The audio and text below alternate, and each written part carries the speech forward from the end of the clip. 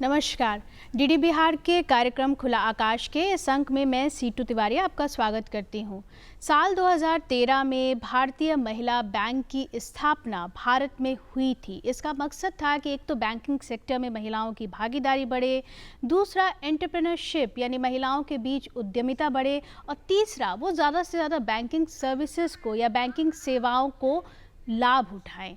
साल 2017 में ये जो भारतीय महिला बैंक है इसका विलय एसबीआई में हो गया, लेकिन इस एक बैंक की स्थापना ने इस बात को बहुत मजबूती से रेखांकित किया कि बैंकिंग सेक्टर में महिलाओं यानी आधी आबादी की भागीदारी बेहद ज़रूरी है और उससे उनको जोड़ा जाना बहुत ज़रूरी है। बहुत सूक्ष्म तौर पर देखें और अगर हम एक घर की यूनिट में देखें तो घर का बजट ज़्यादातर महिलाएं ही संभालती हैं और बजट का मतलब लेन देन होता है, यानी वो भी पूरी और थोड़ा बहुत बैंकिंग सर्विसेज से ही मिलता जुलता काम होता है। आज हम इसी मसले पर बातचीत करेंगे कि बैंकिंग सेक्टर में या बैंकिंग क्षेत्र में महिलाओं की भागीदारी का क्या हाल है, क्या वो बैंकिंग सर्विसेज किस तरीके से ले रही हैं, उनको इंक्लूसिव करने यानी उनका एक फाइनेंशियल इंक्लूजन या वित्तीय समावेशन के लिए सरकार की तरफ से क्या क्या कोशिशें हैं, कोई नौजवान लड़की अगर बैंकिंग सेक्टर में जाना चाहती है तो वो क्या क्या करे। इस बारे में तफसील से बातचीत करने के लिए मेरे साथ सुनील कुमार जी हैं। सुनील कुमार जी सीनियर बैंकर हैं, साथ ही वो एडवाइज़र हैं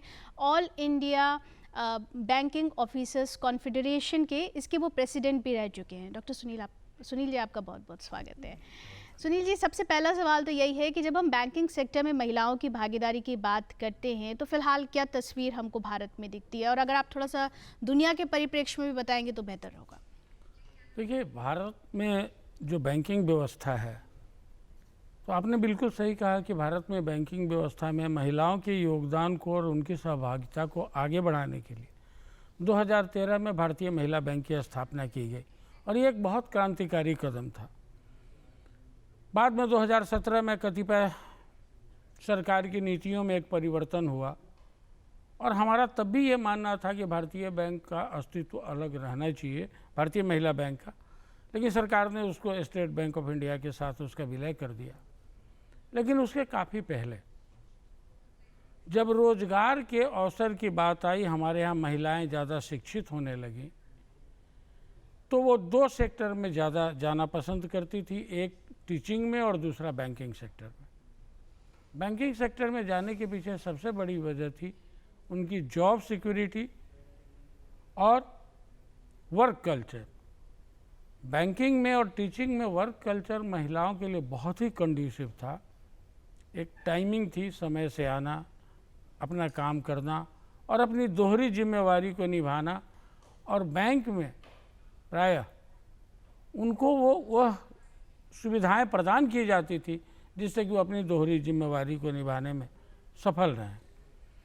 और यही वजह है कि धीरे धीरे बैंक में महिलाओं की संख्या बढ़ने लगी महिला कर्मी के रूप में, और आज स्थिति ये है कि यह लगभग 40% पहुँच चुका है अगर आप टोटल एवरेज देखेंगे। 40-60 का रेशियो है। हाँ, 40-60 का रेशियो है। और इसको आप 40-60 का रेशियो मत मानिए, जब आप डेमोग्राफिक पैटर्न को देखिएगा तो हमारे यहाँ पर 1000 मेल पे महिलाओं की संख्या है 962। तो इसलिए अगर इसको आप इक्वल करके देखिएगा मैट्रिक्स पे तो ये करीब 45% के आसपास आ जाएगा। तो कहने का मतलब है कि लगभग आधी आबादी बैंकिंग सेक्टर में है।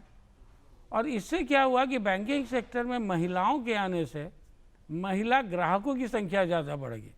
पहले जो बैंकिंग के काम पुरुष लोग किया करते थे, फिर महिलाओं का बैंक में आना जाना शुरू हुआ, और फिर बाकी जो उनकी बैंकिंग संबंधी जो ज़रूरतें हैं उसमें महिला कर्मियों ने एक अच्छी भूमिका निभाई। सरकार की नीतियां और बैंक के उच्च प्रबंधन ने और बैंक के संगठन ने, जो कर्मचारियों और अधिकारियों का संगठन है, इन्होंने वो माहौल पैदा किया कि इस आधी आबादी को आगे बढ़ाने में एक महत्वपूर्ण भूमिका निभाई जाए।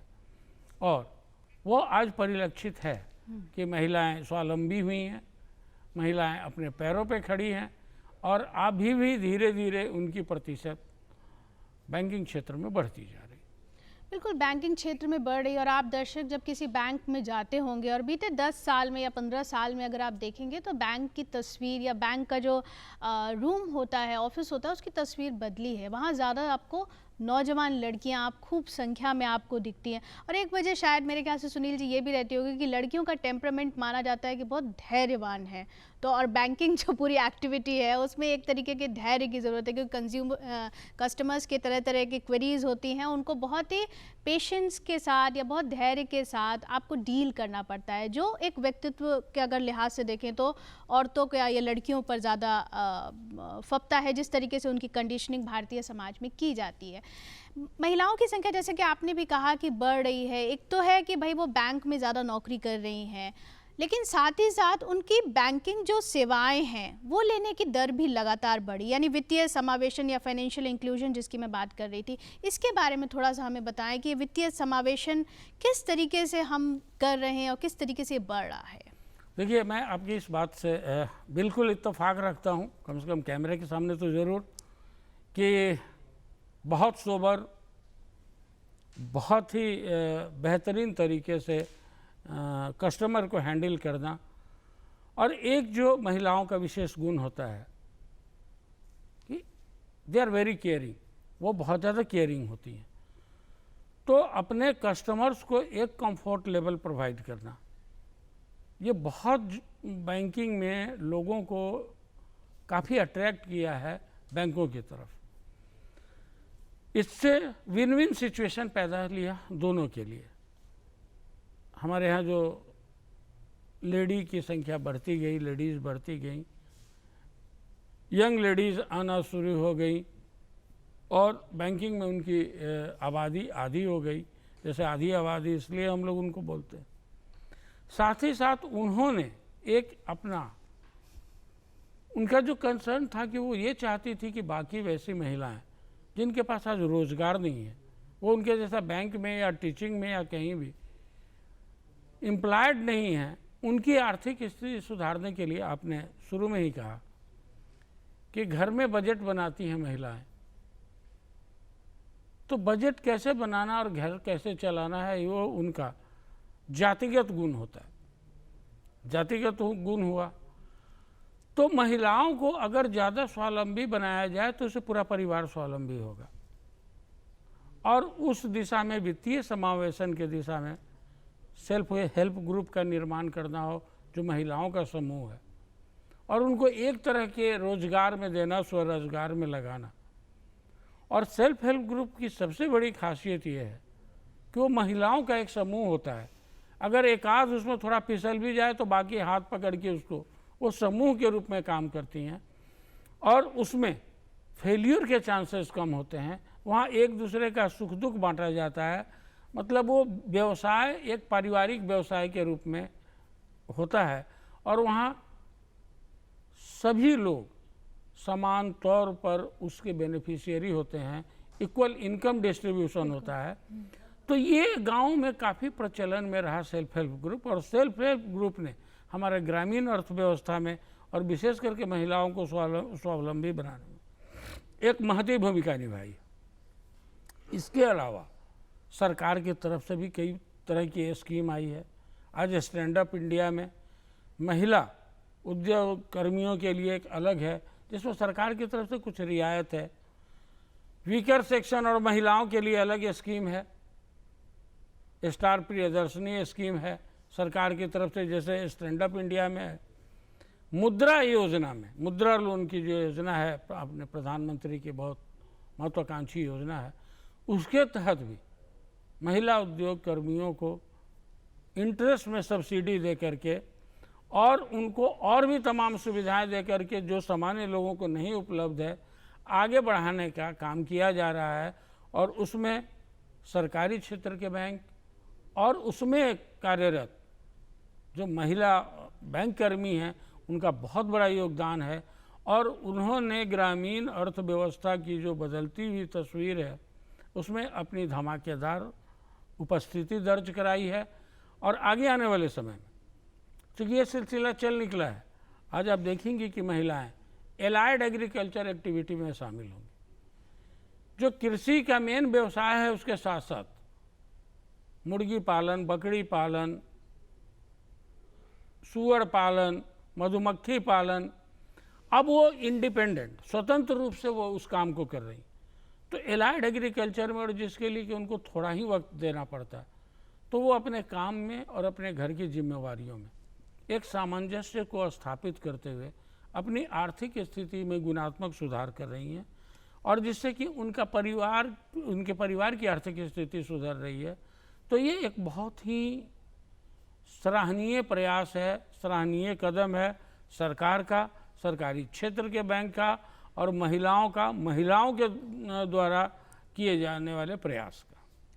बिल्कुल सुनील जी, अगर हम अपनी दादी नानी से बात करते थे तो पता चलता था कि बहुत सारी महिलाओं, बहुत बड़ी तादाद में कोई एक महिला निकलती थी जिसका बैंक में खाता होता था, और जिसका बैंक में खाता होता था वो बहुत गर्व से कहती थी कि मेरे नाम पर बैंक में खाता है। हमारी जो माँ की उम्र की पीढ़ी थी उसमें भी बहुत कम महिलाओं के पास बैंक में खाता हुआ, और उसी को देखते हुए फिर सरकार ने ज़ीरो बजट खाता या ज़ीरो बैलेंस खाता जो है उसकी शुरुआत की, जिसकी वजह से महिलाएँ जो हैं बहुत बड़ी संख्या में जो है उन्होंने बैंकिंग सर्विसेज को अवेल करना या उसकी जो सुविधाएं हैं वो लेना जो है वो शुरू किया। ये एक तरीके का फाइनेंशियल इंक्लूजन है या वित्तीय समावेशन है जो बहुत ज़रूरी हो जाता है। अगर देश के लिहाज से या देश के जीडीपी के विकास के लिहाज से देखें तो भी बहुत ज़रूरी हो जाता है। आपने सेल्फ हेल्प ग्रुप्स की चर्चा की, और चूँकि हमारे दर्शक जो हैं वो ग्रामीण क्षेत्र के सेल्फ हेल्प ग्रुप यानी स्वयं सहायता समूह, जिसको हम बिहार में जीविका समूह भी कहते हैं, उसके बारे में थोड़ा सा अगर हम आप बता दें कि किस तरीके से कोई सेल्फ हेल्प ग्रुप जो है वो बैंक से लोन ले सकता है। क्योंकि हम देखते हैं, आप जब गांव में जाते हैं तो देखते हैं कि 10 से 12 की संख्या में महिलाएं जो हैं वो सेल्फ हेल्प ग्रुप बनाए हुए हैं और वो किसी तरीके का लोन लेना चाहती। वो थोड़ी प्रक्रिया बता देंगे तो बड़ी मददगार साबित होगी। देखिए, ऐसा है कि जीविका जो है वो स्वयं एक सेल्फ हेल्प ग्रुप है जी। वो बड़े पैमाने पे महिलाओं को के समूह को लेकर के, और उनको अलग अलग एक्टिविटी के लिए बैंक के साथ टाई अप करके लोन मुहैया कराती है। इसके पहले भी हमारे यहाँ मिथिला पेंटिंग, मखाना व्यवसाय, मधु व्यवसाय, आपको मालूम होगा कि कटरा के नज़दीक एक भूसरा गांव है जहाँ की सुजनी पूरे विश्व में जाती है। आज हम जयपुर रजाई की बात करते हैं, वहाँ की सुजनी, वहाँ महिलाएं सुजनी बनाती हैं। तो सुजनी बनाने वाली महिलाओं को जैसे बैंकर्स उसमें आगे बढ़ के अगर 15 है, 20 है, 25 महिलाओं का एक ग्रुप बनाएंगे, उस महिलाओं का जब ग्रुप बनेगा तो उस ग्रुप का अकाउंट बैंक में खोला जाएगा। आपने कहा कि जीरो बैलेंस खाते पे खोला जाएगा, और उसमें कुछ पैसा महिलाओं को अपना डालना होगा। जब वो अकाउंट ठीक से चलेगा, गेस्टेशन पीरियड जैसे ही उसका ख़त्म होगा, तो बैंक उसको कच्चे माल के लिए स्वयं सहायता ग्रुप को लोन देगी, किसी इंडिविजुअल को नहीं, उस ग्रुप को लोन दे दिया गया। अब सभी लोग उस काम में लग जाएंगे, फिर दोबारा उनको होगा तो सेकेंड डोज दिया जाएगा, और सबका रिफाइनेंस नाबार्ड के द्वारा अवेलेबल है। अब जो भी इस तरह की एक्टिविटी है तो बैंकों को उसका रिफाइनेंस नाबार्ड के द्वारा अवेलेबल है, और उसके बाद महिलाएं उसमें लगेंगी। उसके मार्केटिंग के लिए भी बैंक कई तरह के संस्थाओं के साथ उनको जोड़ती है, ताकि उनका जो माल है वो बिचौलिए, महिलाओं को 5 रुपया मिलेगा और बिचौलियों को 15 रुपया मिलेगा। तो चूँकि मार्केटिंग एजेंसीज के साथ जब उनको जोड़ा जाता है, उनको मार्केट में उनके सामान को पहुंचा करके, स्थानीय उद्योग मेला लगा करके, और उसमें जब उनके सामान को भेजा जाता है, तो जाहिर सी बात है कि जो पहले 5 रुपया का उनको मार्जिन मिलता था वो 10 रुपया का मिलेगा, 15 रुपया का मार्जिन मिलेगा, और चीज़ों का प्रचार प्रसार होगा। क्योंकि आजकल जो दिखता है वही बिकता है, तो सबसे पहले दिखना चाहिए। तो ये स्वयं सहायता ग्रुप में क्या है कि अगर एक आदमी है, सपोज करिए कि किसी वजह से उसके परिवार में कुछ हो गया और 2 महीने वो उस उद्योग से अलग है, तो उसका तो खाता खराब हो जाएगा, उसका धंधा चौपट होगा। यहाँ तो 25 महिलाएं हैं, अगर 2 के साथ हो भी गया तो 23 है न खड़ी, उस 2 को देख लेंगी। तो ये स्वयं सहायता ग्रुप जो है, स्वयं सहायता ग्रुप एक बहुत ही सुदृढ़ माध्यम है, और इसमें कुछ नहीं है, आपका इसके नाम से ही आपको पता चल जाएगा स्वयं सहायता ग्रुप। इसको बोलते हैं सेल्फ हेल्प ग्रुप। इनके खाता खोलने में भी कोई दिक्कत नहीं है, उसमें ग्राम पंचायत के लोगों को भी इन्वॉल्व किया जाता है और एक समूह बना करके और आप उस समूह का अकाउंट खोलते हैं, इंडिविजुअल अकाउंट नहीं खोलते हैं, समूह का अकाउंट खोलते हैं। सबको पासबुक दिया जाता है जी, सबको पासबुक दिया जाता है। उनका जो कंट्रीब्यूशन है वो भी है, वो सीड मनी के रूप में यूज़ होता है। और जब उनका माल बिकता है बैंक को पैसा वापस आता है, फिर उनको सेकेंड डोज, थर्ड डोज इस तरह से दिया जाता है कि धीरे धीरे धीरे धीरे धीरे वो कल को स्वावलंबी हो जाती है। जीविका के साथ भी ये हुआ। आजीविका बहुत ही अच्छा काम कर रहा है बिहार में। हाँ, इसलिए कि इसने बहुत छोटे पैमाने पर काम शुरू किया था, लेकिन धीरे धीरे धीरे उस तरह के लोग उसमें जुड़ते गए, महिलाएं जुड़ती गई और आज जीविका एक बहुत बड़े सेल्फ हेल्प ग्रुप के रूप में उभरा है और बहुत सारे महिलाओं को जोड़ करके, और उसने वाकई सराहनीय काम किया है। सरकारी क्षेत्र के बैंकों से मदद लेकर के और उसने हमारे राज्य के अर्थव्यवस्था को, ग्रामीण अर्थव्यवस्था को, विशेष करके महिलाओं के आर्थिक संबलता को बढ़ाने में बहुत बड़ा योगदान दिया। जी, और ये उस राज्य के लिए बहुत ज़रूरी हो जाता है जहाँ पर ज़्यादातर जो आदमी हैं या जो मर्द हैं वो पलायन कर जाते हैं रोज़ी रोटी के लिए। सेल्फ हेल्प ग्रुप की आपने बात की, और इसमें जो कंट्रीब्यूशन या जो पैसा आप देते हैं, ऐसा नहीं कि बहुत बड़ा अमाउंट आपको देना पड़ता है। 10 रुपये, 20 रुपये प्रत्येक महिला देती है और उस महिलाओं सारे पैसे जोड़ करके आप एक अकाउंट खोल लेते हैं। एक टर्म आप और आपने उसका जिक्र किया, गेस्टेशन पीरियड, इसके बारे में थोड़ा सा हमें बता दें कि ये क्या होता है ना कि जैसे हमको उनको देना है, महिलाओं को लोन देना है, हाँ लोन देना है, तो पहले तो हम देखते हैं कि उनके अगर 5 रुपये जमा करना है, उस समय पे 5 रुपये जमा कर रही हैं, 10 रुपये जमा कर रही हैं कि नहीं है। फिर हमको ये भी देखना होता है कि अब वो स्थिति आ गई है कि मान ली उनका कंट्रीब्यूशन 5% होना है, तो 5% पैसा इकट्ठा हो गया, तो वो जो पीरियड है वो उनके लिए गेस्टेशन पीरियड है। और जैसे ही वो हो गया, वो स्टेबलाइज, चूँकि हम भी उसको मॉनिटर करते हैं, हम उसको मॉनिटर करते हैं उस गेस्टेशन पीरियड में, मॉनिटर, उनको प्रॉपर ट्रेनिंग, उनकी प्रॉपर काउंसलिंग। चूँकि ऐसा नहीं कि आप पैसा दे दीजिए और काम शुरू हो जाए, आपको उनको हर तरह का टेक्निकल सपोर्ट देना पड़ेगा, उनको मार्केटिंग का सपोर्ट देना पड़ेगा। तो उस परिस्थिति में क्या है कि उस पीरियड का आप इस्तेमाल करते हैं, और जैसे ही वो पीरियड पहुंचता है, गेस्टेशन पीरियड ख़त्म होता है, आप फाइनेंस करना शुरू करते हैं।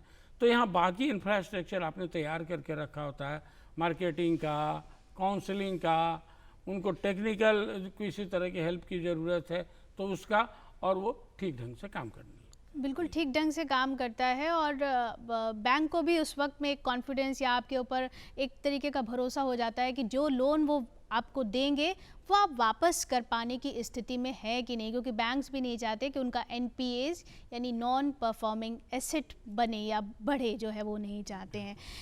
वित्तीय समावेशन की जब हम बात करते हैं, और इधर हम तकरीबन 10 सालों से तो देख रहे हैं कि लगातार ये कोशिश हो रही है कि महिलाएं जो हैं वो इकोनॉमी में या अर्थव्यवस्था में ज़्यादा से ज़्यादा शामिल हो। क्यों ये इतना ज़रूरी है, और अगर इसको हम परिवार के यूनिट पर भी देखें तो क्यों ये ज़रूरी है? आप बता रहे थे कि लोन में भी महिलाओं को कम ब्याज पर लोन मिल जाता है, थोड़ा सा इसके बारे में बताएं। देखिए, ऐसा है कि हमारे यहाँ महिलाओं को आधी आबादी की संज्ञा दी गई है, और है भी आधी। हमारे यहाँ पुराने समय में ही महिलाओं को मतलब अर्धांगिनी, देवी, हमारे समाज में उनके शिव को तो अर्धनारीश्वरी कहा गया। आप ये मान के चलिए कि आपके अगर आपका आधा अंग काम नहीं कर रहा हो और आधा अंग ही काम कर रहा हो, तो सर्वांगीण विकास तो आपका होने से रहा। आज जब पुरुष और महिलाएं दोनों मिलकर जब आर्थिक सुधार की तरफ कदम बढ़ाएंगे, दोनों सक्षम होंगे, तो जाहिर सी बात है कि आर्थिक जो ग्रामीण आर्थिक व्यवस्था है, या आप उसको आर्थिक उन्नति कह लीजिए, उसमें जब महिलाओं की भागीदारी होती है तो पता चलता आप दुगने रफ्तार से आप आगे बढ़ रहे हैं। दूसरी चीज़ कि एक स्वावलंबी महिला, वो अपने घर को चलाने के लिए उसके पास जब साधन मौजूद है, तो एक पुरुष के मामले में वो ज़्यादा बेहतरीन तरीके से परिवार चलाती है। तो जब कमाने वाले दो, एक मर्द और एक औरत, अगर दो हो गए इकट्ठे, तो डबल कमाई होगी। अगर डबल कमाई होगी, दुगनी कमाई होगी, तो आर्थिक स्थिति ज़्यादा सुदृढ़ होगी, और आर्थिक स्थिति जब सुदृढ़ होगी तो जाहिर सी बात है आर्थिक विकास तेजी से होगा। बिल्कुल, तमाम जो सर्वेज आते रहते हैं देश दुनिया के, वो यही कहते हैं कि भारत में जो आधी आबादी यानी जो महिलाएं हैं, अगर वो आर्थिक जो हमारा जो इकोनॉमिक सिस्टम है, जो हमारी अर्थव्यवस्था है, उसमें बहुत सक्रिय भागीदारी निभाएंगी, तो जो हमारा जीडीपी है, ग्रॉस डोमेस्टिक प्रोडक्ट, वो जो है उसमें बहुत तेज़ी से उछाल जो है वो देखा जा सकता है। ये हमेशा संभावना जताई जाती है, इसलिए हमेशा ये कोशिश की जा रही है कि औरतें जो हैं या महिलाएं जो हैं वो ज़्यादा से ज़्यादा इस सर्किल में आए, इस आर्थिक सर्किल, इकोनॉमिक सर्किल में जो वो आएँ। युवा जो लड़कियां हैं जो 18-19 साल की हैं, अगर वो बैंकिंग सर्विसेज में आना चाहती हैं तो किस तरीके से खुद को तैयार करें और क्या उनके लिए अपॉर्चुनिटीज़ हैं? देखिए, ऐसा है कि बैंकिंग में आने के लिए ऐसा कुछ नहीं है कि बहुत सारी तैयारियां करने की ज़रूरत है। उनको एबव एवरेज होना पड़ेगा, और 18 साल के होने के बाद ही वो एलिजिबल होंगी। IBPS एग्जामिनेशन कंडक्ट करता है, और IBPS एग्जामिनेशन कंडक्ट करता है, उसके बाद इंटरव्यू होता है, और उसके बाद मेरिट लिस्ट बनता है, और सभी बैंकों का जो वैकेंसी है बैंकों में, वो वैकेंसी इकट्ठे IBPS के पास जाती है, और मेरिट के अनुसार पर वो उसका डिस्ट्रीब्यूशन होता है। चूँकि लड़कियां बहुत ज़्यादा सिंसियर हैं पढ़ने में, चूँकि उनका डाइवर्सन बहुत कम होता है, तो जाहिर सी बात है कि IBPS में उनका रिकॉर्ड ज़्यादा अच्छा है। अगर 100 लड़की एग्ज़ाम दे रही है और 80 पास कर गई तो 80% हो गया, और 200 लड़का कर रहा है 120 हो गया, तब भी वो 60% ही रहा। तो उसमें बहुत कुछ करने की ज़रूरत नहीं है उनको सामान्य ज्ञान की जानकारी होनी चाहिए, उनको मैथ की जानकारी होनी चाहिए, उनको इंग्लिश की जानकारी होनी चाहिए। इसलिए स्थानीय भाषा उनकी है, जैसे हम बिहार की बात करेंगे तो बिहार में आपकी हिंदी अच्छी होनी चाहिए, और काम चलाऊ अंग्रेजी होनी चाहिए। क्योंकि बहुत बार ये होगा कि लोग आएगा, आपको अंग्रेजी के टर्म आएंगे, कुछ लोग आपसे इंग्लिश में सवाल करेंगे, तो आपको उस स्थिति में होना चाहिए कि आप उनको प्रॉपर रिप्लाई दे सकें। इसके अलावा आपको कहीं किसी एक्सपर्टाइज की ज़रूरत नहीं है, आप उसी आधार पर बैंक में प्रवेश कर सकते हैं। फिर बैंक के अंदर भी प्रोफेशनल क्वालिफिकेशन एक्वायर करने के लिए एग्ज़ाम्स होते रहते हैं। आपका ऑन जॉब जो ट्रेनिंग होता है उसके दरमियान आपके एग्ज़ाम्स होते हैं, तो आप अपने आप को वहाँ अपग्रेड कर सकती हैं, और अपग्रेड करेंगी तो धीरे धीरे आपका कैरियर प्रोग्रेशन होगा। तो इस तरह से वो महिलाएं बैंक में जा सकती हैं, और उनको एक बात का ज़रूर ध्यान देना होगा, और हम हमेशा लोगों को बोलते रहते हैं, बैंक में इस बात की गुंजाइश है कि आप वर्क लाइफ बैलेंस कर सकते हैं, बाकी सेक्टर में शायद ना हो, लेकिन बैंक में है। आप समय से आएँ, समय से काम करें, काम के दरमियान डाइवर्सन नहीं हो, तो जाहिर सी है कि समय पे आपका काम खत्म होगा, और आप समय पे घर जाएंगी, और घर जाएंगी समय पर, तो आप अपनी जो भी डोमेस्टिक रिस्पॉन्सिबिलिटीज़ है, घर की जो जिम्मेवारियाँ हैं, उसको आप अच्छे तरीके से निभा सकते। बिल्कुल, परिवार को जो वर्क लाइफ की बात कर रहे हैं, उसका मतलब है कि आप परिवार को और अपना जो प्रोफेशनल काम है, जो आपका पेशागत काम है, उसमें एक तरीके का बैलेंस ला सकते हैं अगर आप बैंकिंग सेक्टर में जा रहे हैं या काम कर रहे हैं। तो यहाँ मैथमेटिक्स की आपने बात की, और मैथमेटिक्स में ज़्यादातर लड़कियां जो होती हैं बहुत ही पिछड़े, मतलब हमारा बिहार का भी, अगर बिहार बोर्ड का भी रिज़ल्ट देखें तो मैथमेटिक्स में लड़कियाँ कम एनरोल ही होती हैं। क्या मैथमेटिक्स बहुत टफ है, या एक सिंपल मैथमेटिक्स, किस लेवल की मैथमेटिक्स है, उसके बारे में थोड़ा सा बता दीजिए।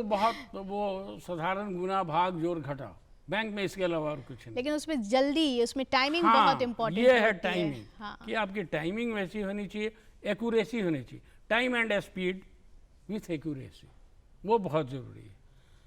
आज तो सारी चीज़ें कंप्यूटराइज हो गई, ऑनलाइन हो गई, समय बदल गया। जिस समय मैनुअल बैंकिंग होती थी उस समय इन सब चीज़ों की ज़्यादा ज़रूरत होती थी। आज तो आपके बहुत सारे काम कंप्यूटर कर देंगे, लेकिन यही कंप्यूटर हमारे जॉब अपॉर्चुनिटी को भी कम कर रहा है। ये उसका दूसरा पहलू, कि एक काम तेज़ी से कंप्यूटर में हो जाएगा, उसमें आपको कुछ नहीं करना होगा, आपको सिर्फ कंप्यूटर से भी होना है, जॉब अपॉर्चुनिटीज़ कम जाएगा। जैसे मैंने पहले भी आपको कहा कि भारतीय महिला बैंक में महिलाओं के लिए एक अलग से बैंक थी, वो आज मर्ज हो गई। कल को क्या होगा? जब तक ये सरकारी क्षेत्र के बैंक हैं, महिलाओं को प्रायोरिटी मिलती रहेगी, क्योंकि सरकारी क्षेत्र के बैंकों का उद्देश्य ही है कि ये लाभप्रदता कम, प्रॉफिटेबिलिटी कम और लोगों का जीवन स्तर सुधरे ज़्यादा, ये हमारा उद्देश्य होता है। हम सोशल बैंकिंग हमारा थीम है। तो जब तक अस्तित्व में सरकारी क्षेत्र के बैंक हैं और जिस तरह से भारतीय महिला बैंक के साथ हुआ उस तरह का चीज़ अगर नहीं हो भविष्य में, तो आगे आने वाले समय में महिलाओं की भागीदारी और बढ़ने वाली है और उनकी जो भागीदारी होगी, हमारा सिर्फ आर्थिक विकास बहुत तेज़ नहीं होगा, हमारा आर्थिक विकास बहुत संतुलित भी होगा। हम उस जगह पे पहुंचेंगे जहाँ की एक स्टेबिलिटी आएगी। अस्थायित्व तो बहुत ज़रूरी है। तो ये बहुत है, इसमें ऐसा नहीं है कि आपको कोई रिसर्च करना है और लॉगरिथम पढ़ना है और वो कैलकुलस पढ़ना है, वैसा कुछ नहीं है। जो एक कॉमन सेंस होना चाहिए मैथमेटिक्स का, वो ज़रूर होना चाहिए। बिल्कुल, जोड़ घटाव बहुत उसमें एक्यूरेसी होनी चाहिए। और जब हम पढ़ रहे थे तो हमको ये कहा जाता था कि कोचिंग से ज़्यादा बैंक की, अब बहुत सारी कोचिंग्स खुल गई हैं, लेकिन कोचिंग से ज़्यादा ज़रूरी है कि जो सेट पेपर्स आते हैं उसको आप घड़ी की सुई देख करके आप उसको सॉल्व कीजिए और उसमें देखिए फिर आपकी कितनी एक्यूरेसी है। बराबर प्रैक्टिस करने से आप जो है उसमें आपको सुधार होगी और क्लरिकल ग्रेड से आप किसी बैंकिंग सर्विसेज में जा सकती हैं और AGM GM तक का सफ़र जो है वो तय कर सकती हैं। तो ये अलग अलग फेजेस हैं जिसमें आप जिसके ज़रिए, और बैंक में सबसे अच्छी बात है कि बैंक में इंटरनल जो कॉम्पिटिशन्स होते हैं वो बहुत ज़्यादा होते हैं, उसमें पार्टिसिपेट करके या उसमें भाग ले करके आप बहुत जल्दी प्रमोट भी हो सकते हैं। ये सारी सुविधाएं जो हैं वो बैंक में है। एक बात और भी है, चूँकि बैंक अपने, हम लोग सुनते हैं लगातार कि बैंक अपने विस्तार कर रहे हैं, और बिहार की अगर बात करें तो यहाँ पर बैंक टू पीपल रेशियो जो है वो बहुत दूसरे राज्यों से बहुत कम भी है। तो बैंक अपना विस्तार कर रहे हैं, ग्रामीण क्षेत्रों में भी उनको अपने एम्प्लॉयज़ की ज़रूरत है। तो बैंक की क्या पॉलिसी होती, क्योंकि लड़कियां जो हैं वो ग्रामीण क्षेत्रों में नहीं जाना चाहती, बहुत यंग एज की लड़कियां होती हैं, तो बैंक को उसको लेकर के क्या पॉलिसी अपनाता है? देखिए, ऐसा है कि अगर सरकारी क्षेत्र के बैंक हैं, आप देखेंगे कहीं भी ग्रामीण बैंक थे, वो लोकल बैंक, एक तरह से समझिए कि लोकल बैंक थे, ग्रामीण बैंक जी। तो वहाँ पे क्या है कि उनका जियोग्राफिकल ऑपरेशनल जियोग्राफी जो था वो बहुत सिमटा हुआ है। वहाँ पे लोगों को बहुत वाइड ट्रैवल करने की ज़रूरत नहीं पड़ती थी, तो वो ज़्यादा कंड्यूसिव थी महिलाओं के लिए कि महिलाओं को ज़्यादा इधर उधर जाने की ज़रूरत नहीं थी। पेनेट्रेशन होना चाहिए, क्योंकि बैंक का अगर विस्तार नहीं होगा तो जॉब अपॉर्चुनिटी बिल्कुल। हाँ, हमारे यहाँ इस बात का ध्यान जरूर रखा जाता है कि लेडीज़ की पोस्टिंग, यंग गर्ल्स की पोस्टिंग ऐसा हो कि उनको बहुत ज़्यादा इनकन्वीनियंस नहीं हो। बिल्कुल, ये बात बहुत ध्यान में रखी जाती है कि ग्रामीण क्षेत्रों में जो नौजवान लड़कियां हैं या महिलाएं, उनकी सुरक्षा की दृष्टि से भी ये बहुत ज़रूरी है। तो आपने इतनी सारी जानकारी दी कि बैंकिंग सेक्टर में कैसे कैसे महिलाएं जो हैं वो एक तरीके से फाइनेंशियल इंक्लूजन के भी ज़रिए आ रही हैं और साथ ही साथ नौकरी के अवसर भी जो है वो अपने क्लेम कर रही हैं। आपका बहुत शुक्रिया सुनील जी, इतनी तफसील से जानकारी देने के लिए, और आप दर्शकों का भी शुक्रिया। आप हमें इस कार्यक्रम के बारे में कोई राय लिखना चाहते हैं तो हमें ज़रूर लिखें। कार्यक्रम खुला आकाश, निदेशक DD बिहार, दूरदर्शन केंद्र पटना, फ्रेजर रोड पटना 800001। आप हमें ईमेल भी कर सकते हैं director.ddkpatna@gmail.com। आप हमें ज़रूर लिखें, आपके सुझाव हमें कार्यक्रम को बेहतर बनाने में मदद करते हैं। दर्शकों, पे कोरोना गुजरा रही हैं, अपना खास ख्याल रखें क्योंकि एक नई वेव जो है वो दस्तक दे रही है दुनिया को। वैक्सीन ज़रूर लें, साथ ही साथ बूस्टर डोज भी ज़रूर लें। शुक्रिया।